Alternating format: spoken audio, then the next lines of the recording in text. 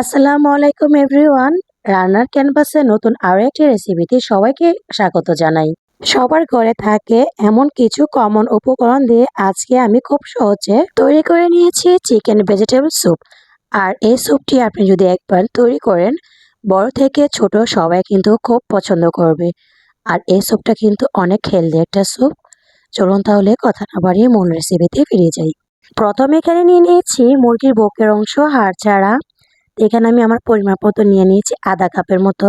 দিয়ে দিয়েছি হাফ চা চামচ আদা বাটা, হাফ চা চামচ রসুন বাটা। এখন দিয়ে দিচ্ছি হাফ চা চামচ গোলমরিচের গুঁড়া। এখন দিয়ে দিচ্ছি আমি হাফ চা চামচ লবণ। লবণটা পরিমাণে একটু কম দিচ্ছি, পরে লাগলে আবার অ্যাড করা যাবে।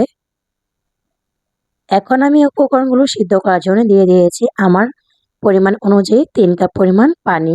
আপনারা চাইলে কমিয়ে বা বাড়িয়েও দিতে পারেন, কোনো সমস্যা নেই। এখন আমরা এটাকে সিদ্ধ বসাতে দেব। আমি এখন ঢাকনা দিয়ে ঢেকে চুলা সিদ্ধ করে নেব। আমি এই মাংসগুলোকে প্রায় আধা ঘন্টার মতো সিদ্ধ করেছি। এখন আমি মাংসের পিসগুলো তুলে নিচ্ছি। আর এখানে যেই পানিটা ছিল এটা আমরা পরে স্যুপে কাজে লাগাবো। এখন আমি 2টা কাঁটা চামচের সাহায্যে গরম গরম এই মাংসগুলোকে খুলে নিচ্ছি। এভাবে করে আমি আমার প্রয়োজন অনুসারে এরকম ছুরি করে নিয়েছি। কেউ চাইলে এই কাজটা হাতে সাহায্য করতে পারেন, তবে গরম অবস্থা করলে খুব তাড়াতাড়ি এই মাংসটা ছুঁড়া হয়ে যায়। চলে এলাম স্যুপটা রান্না করার জন্য। এখানে আমি দিয়ে দিয়েছি 1 চা চামচ বাটার আর দিয়ে দিয়েছি 2 টেবিল চামচ পরিমাণ তেল। কেউ চাইলে এটা কিন্তু শুধু বাটার দিয়ে করতে পারেন বা শুধু তেল দিয়ে করতে পারেন, আর বাটার জায়গায় ঘি অ্যাড করলে কোনো সমস্যা নেই। দিয়ে দিয়েছি এখানে হাফ টেবিল চামচ রসুন আর হাফ টেবিল চামচ পরিমাণ পেঁয়াজ। এখন ভালো করে একটু ভেজে নিচ্ছি। এই পর্যায়ে এখানে দিয়ে দিচ্ছি হাফ কাপ পরিমাণ কিউব করে রাখা গাজর। আপনার হাতের কাছে যে কোনো ধরনের সবজি আপনারা অ্যাড করতে পারেন পছন্দ অনুসারে।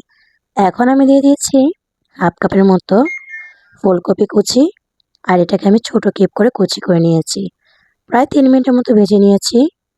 আর এই পর্যায়ে এখানে দিয়ে দিয়েছি চিকেনের যে সিদ্ধ করা পানিটা সেটা।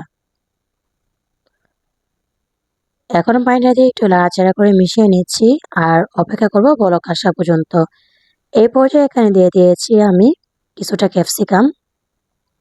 তো যখন আমি ক্যামেরাটা ভিডিও করেছিলাম তখন ক্যামেরাটা অন হয়নি, তো এই জন্য আমি আন্তরিকভাবে দুঃখিত। আর দিয়ে দিয়েছি এখানে আমি হাফ টেবিল চামচ পরিমাণ কাঁচামরিচ কুচি, আর দিয়ে দিলাম আগে থেকে চিড়ে রাখা চিকেনগুলো।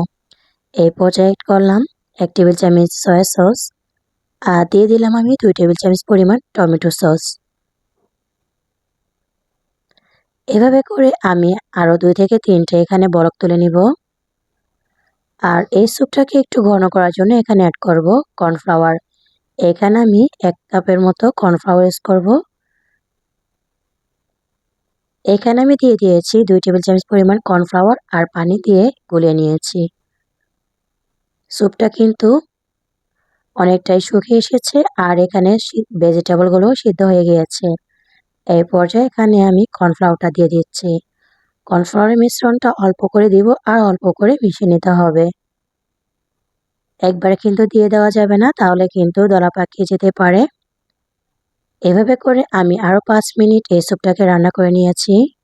এই পর্যায়ে আমার কাছে লবণ একটু কম মনে হয়েছিল, এজন্য আমি সামান্য পরিমাণ লবণ দিয়ে নিলাম। এখন আমি 2 মিনিটের মতো এই স্যুপটাকে জাল করে নেব। একটা মাঝারি সাইজের ডিম আমি ফেটিয়ে রেখেছিলাম, আর এখন অল্প অল্প করে দিচ্ছি আর সাথে সাথে নাড়া দিয়ে মিশিয়ে নিচ্ছি। এইভাবে করে আর 2 মিনিটের মতো জাল করে স্যুপটাকে সার্ভিং ডিশে সার্ভ করলাম। এইভাবে করে কিন্তু খুব সহজে এই শীতের সিজনে গরম গরম স্যুপ পরিবেশন করতে পারেন ফ্যামিলির সাথে। স্যুপের ঘনতাটা ঠিক কেমন হয়েছে আপনাদের সাথে একটু শেয়ার করছি। অতিরিক্ত ঘন হয়ে যায়নি বা অতিরিক্ত পাতলা হয়ে যায়নি, একদম পারফেক্ট একটা ঘনত্ব ছিল। আজকের রেসিপি ভালো লাগলে ভিডিওতে লাইক দিয়ে চ্যানেলটি সাবস্ক্রাইব করার অনুরোধ জানাচ্ছি। আজকের মতো এখানেই বিদায় নিয়ে নিচ্ছি। ভালো থাকবেন সবাই, সুস্থ থাকবেন। আল্লাহ হাফেজ। আসসালামু আলাইকুম।